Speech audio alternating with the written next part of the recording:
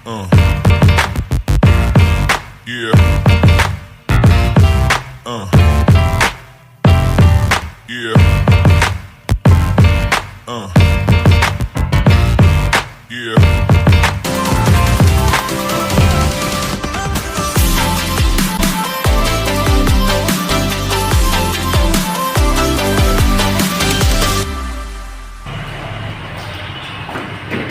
Assalamualaikum Pak Tani. Waalaikumsalam Pak Iwan. Monggo silakan Pak Iwan, Iya, silakan duduk. Terima kasih Pak Tani. Iya. Bagaimana kabarnya Pak Iwan? Alhamdulillah Pak Tani. Kalau badan ini ya sehat, tapi pikirannya itu yang agak rumit ini kalau saya Pak Tani. Ada masalah apa Pak Iwan ya?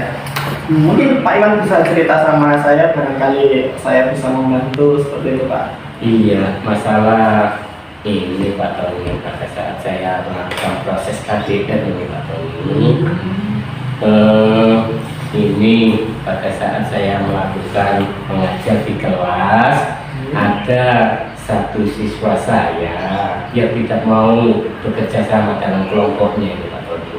Ini yang membuat saya galau ini Pak Tony. Oke, jadi Pak Iwan kesini ingin berkonsultasi atau kita cari permasalahan bersama, pemecahan masalah bersama tentang bagaimana mengatasi anak yang tidak mau bekerja sama dengan kelompok, bukan begitu Pak? Iya betul Pak Tony, saya ingin ngajak ngobrol Pak Tony biar kalau saya ini nanti bisa hilang untuk mengatasi permasalahan saya itu Pak Tony. Oke, kira-kira menurut Pak Iwan ini kenapa anak tersebut tidak mau bekerja sama dengan anak-anak? Saya rasa anak ini sebetulnya pintar dalam kelasnya Pak Tony, dia pintar, tapi saya nggak tahu dia tidak mau bekerja sama dalam kelompoknya. Saya belum melakukan menanyakan dia. Ini sudah saya perhatikan beberapa KTM saya, dia tidak mau, dia mengerjakan sendiri itu Pak Tony itu. Padahal proses pembentukan kelompok saya itu sudah saya bentuk secara heterogen.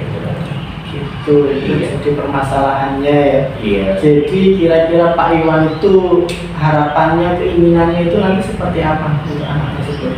Harapan saya itu anak tersebut bisa bekerja secara kelompok, dia bisa berbagi, saling mendengarkan, saling menghormati. Itu tujuan saya Pak. Iya. Kira-kira nih, untuk posisi anak tersebut, kira-kira kalau dari posisi 1 sampai 10 nih skalanya, anak tersebut untuk mau bekerja sama dengan temannya itu ada di skala berapa Pak? Kemungkinan ada di skala 7 kayaknya Pak. Untuk 7. Terus kira-kira Pak Iwan itu nanti mengharapkan anak itu ada di posisi sampai mana? Saya mengharapkan setidak-tidaknya anak itu mendekati angka 10, 9 atau kalau bisa ya 10 Pak. Seperti itu ya. 10. Iya. Nah, Pak Iwan sebagai pengajar TIK di situ ya, pasti memiliki posisi sebagai guru di sana. Kira-kira kekuatan apa nih yang Pak Iwan miliki untuk membuat anak tersebut sampai pada tujuan Pak Iwan, sampai bekerja sama dengan level yang 10 atau 9 tadi? Mungkin saya akan artinya membicarakan secara khusus dengan dia, cari masalahnya apa, penyebabnya dia tidak mau, dan saya sebagai gurunya kan harus tahu permasalahannya, atau mungkin dia ada masalah di kelompok dengan dia. Nah, sehingga setelah saya tahu apa itu permasalahannya dia, saya bisa mengubah misalnya merolling anggota kelompoknya seperti itu.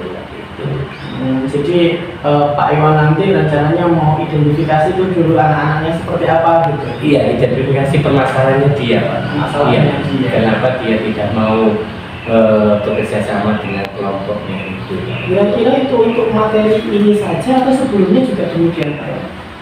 Kebetulan kemarin ini kan kelompok saya itu saya bentuk mulai awal.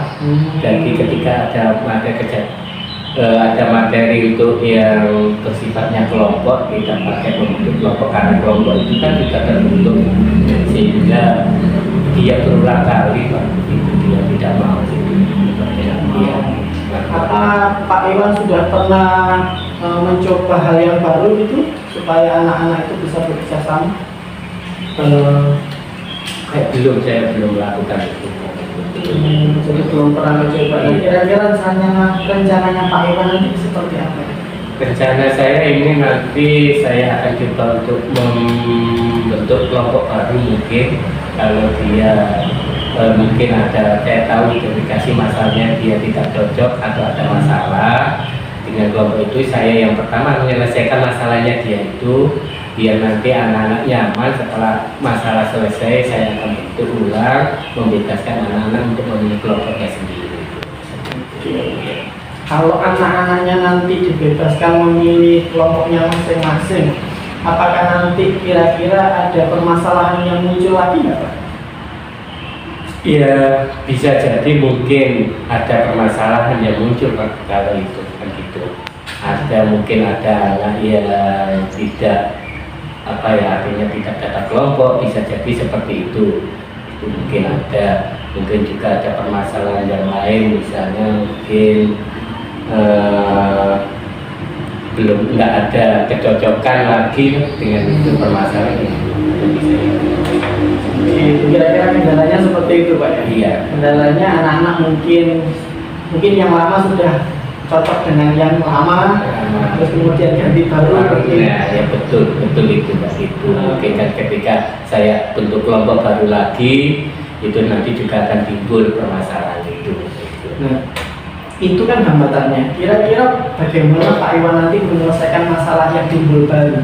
Jangan sampai nanti masalah yang satu selesai tapi timbul masalah baru yang mungkin lebih rumit lagi gitu Pak. Saya akan menekankan pada anak-anak untuk bagaimana bekerja secara kelompok, pembagiannya juga harus sama dan juga harus berperan setiap anak dalam kelompok itu kemudian saling bekerja sama. Tujuan kelompok kan itu Pak. Jadi saya akan menekankan itu seperti itu pada anak-anak itu. Jadi anak-anak nanti akan ditekankan kalau cara bekerja sama itu seperti ini gitu. Iya, menekankan itu. Menekankan itu nanti yang jadi penekanan Pak Iwan kepada kelompok-kelompok yang lain. Iya, jadi setiap anak itu punya perannya masing-masing di kelompok, sehingga nanti kan anak itu bisa berkolaborasi di kelompok itu, bisa aktif di kelompok itu, seperti itu, sehingga permasalahan minim lah misalnya tidak ada, kalau menurut saya seperti itu. Oke, itu saya kira cukup bagus juga, itu bisa dicoba barangkali nanti ada perubahan terhadap diri anak. Khawatirnya nanti anak kan malah tidak mau berkembang di kelompok yang lama gitu Pak Iwan. Iya, bisa jadi seperti itu, tapi ya kita beri pengertiannya kalau anak-anak itu bagaimana bekerja kelompok secara baik kan itu. Oke, kira-kira mulai kapan Pak Iwan ini actionnya nanti? Kemungkinan pada saat minggu depan mungkin Pak, karena jam saya ada di minggu depan itu ada hari itu. Terus itu kan actionnya, kira-kira langkah awal yang mungkin Pak Iwan bisa terapkan kepada anak, nggak mungkin ujuk-ujuk ganti kelompok gitu. Kira-kira apa yang perlu dilaksanakan lebih dulu menurut Pak Iwan? Ya, saya melaksanakan pendekatan ke anak yang tadi Pak awal. Pendekatan ke awal anak tadi apa masalahnya. Kalau permasalahannya ada masalah secara individu, kita selesaikan dulu masalahnya. Kalau sudah selesai, kemudian dia bisa membawa di kelompoknya itu, sehingga saya tidak harus melaksanakan pembentukan kelompok baru itu. Berarti intinya rencana Pak Iwan adalah pendekatan terhadap anak itu dulu. Iya, betul. Kemudian dilanjutkan kalau misalkan ada permasalahan dengan kelompok, dilanjutkan dengan pembentukan kelompok yang baru. Iya, yang Pak Iwan. Iya. Oke. Kira-kira nih, tidak mungkin kalau kita melaksanakan tapi komitmen kita untuk melaksanakan tersebut rendah, jadinya setelah minggu depan selesai ya sudah bilang begitu saja. Nah, kira-kira komitmen Pak Iwan untuk menyelesaikan permasalahan ini seperti apa? Saya akan bicara sama anak-anak lagi ya komitmen saya, dan saya juga minta nanti bantuan dengan wali kelas seperti itu, biar nanti ketika ada tugas yang diselesaikan secara berkelompok, anak-anak ini bisa bekerja sama gitu. Jadi bagaimana caranya supaya pelajaran yang dilaksanakan oleh anak itu bisa berjalan kembali. Gitu. Tidak ada anak yang tertinggal meskipun itu satu anak. Iya kan gitu. Iya. Terus kemudian kira-kira nanti selain dengan wali kelas, apa membutuhkan bantuan dengan pihak yang lain, Pak? Saya kemungkinan butuh guru TK, kemungkinan untuk menyelesaikan ketika misalnya si anak ini ada masalah secara individu, saya butuh pada guru TK. Iya, untuk menyelesaikan permasalahan itu. Atau mungkin dengan orang tua, apakah perlu komunikasi? Nanti itu mungkin kalau saya tahap selanjutnya dulu Pak, seperti itu. Kalau itu permasalahan anak itu pada diri anak di sekolah, kita selesaikan di sekolah. Tapi kalau dengan orang tua kita bisa komunikasi bagaimana, apakah anak ini sifatnya dia individualis atau gimana, kan seperti itu. Nanti saya komunikasi ke orang tua mungkin bisa itu Pak. Iya. Jadi mungkin kalau memungkinkan Pak ya, bisa komunikasi dengan orang tua apakah ada permasalahan yang di dalam keluarga. Keluarga itu. Iya, gitu. Oke, itu tadi kalau kendala-kendala di dalam itu tadi kan mungkin ada penyelesaian dengan kelompok yang lain, ada masalah dengan kelompok lain, apalagi dengan kelompok yang baru. Kira-kira dengan pendekatan Pak Iwan dengan anak tersebut, pasti dari hati ke hati itu ada sesuatu yang mungkin ada kendala gitu Pak, hambatan. Pendekatan terhadap anak itu kan saya rasa juga tidak akan mudah, gitu. Kira-kira apa yang menghambat nanti kira-kira kalau dalam proses pendekatan dengan terhadap anak itu tadi?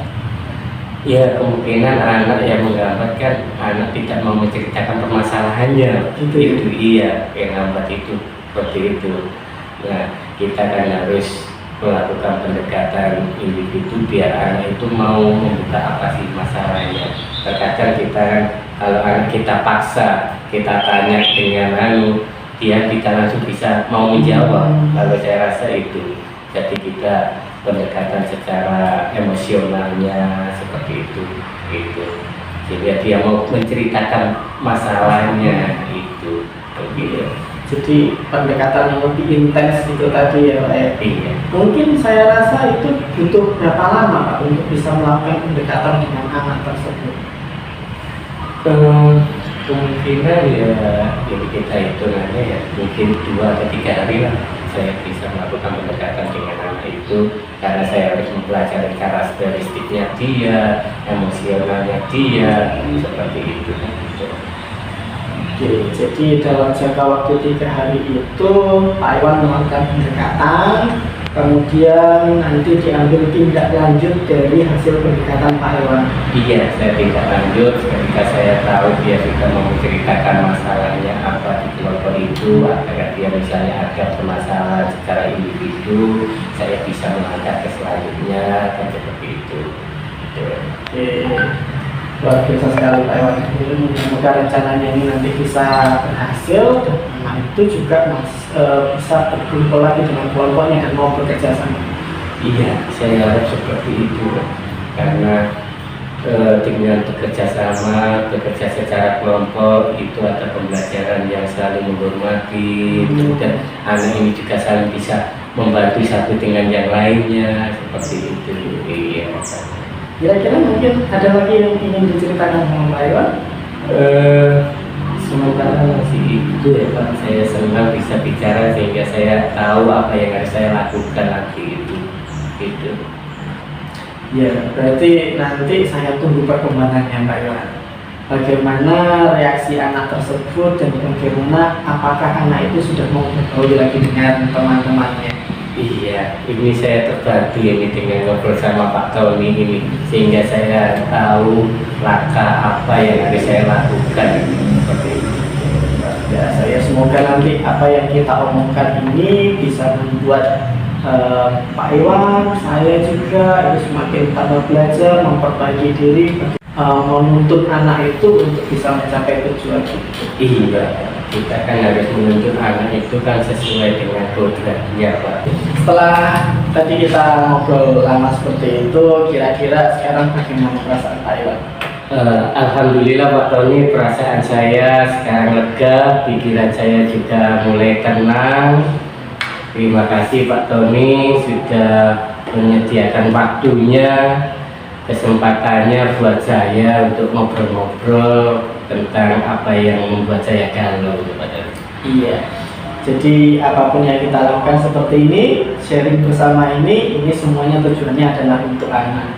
Kita melaksanakan perkembangan pembaruan diri kita supaya anak itu bisa berkembang dan menuju masa depannya sesuai dengan kodratnya masing-masing. Yang begitu Pak. Iya benar sekali Pak Tony, kita menuntut anak untuk mencapai kebahagiaannya baik sebagai manusia maupun sebagai anggota masyarakat nantinya Pak Tony. Ya, demikian Pak Iwan. Barangkali mungkin ada yang disebutkan lagi. Saya rasa cukup. Terima kasih Pak Tony. Ya. Terima kasih. Ya. Saya permisi dulu Pak Tony. Ya. Halo, silakan. Terima kasih Pak Tony ya. Ya. Sampai ketemu gitu.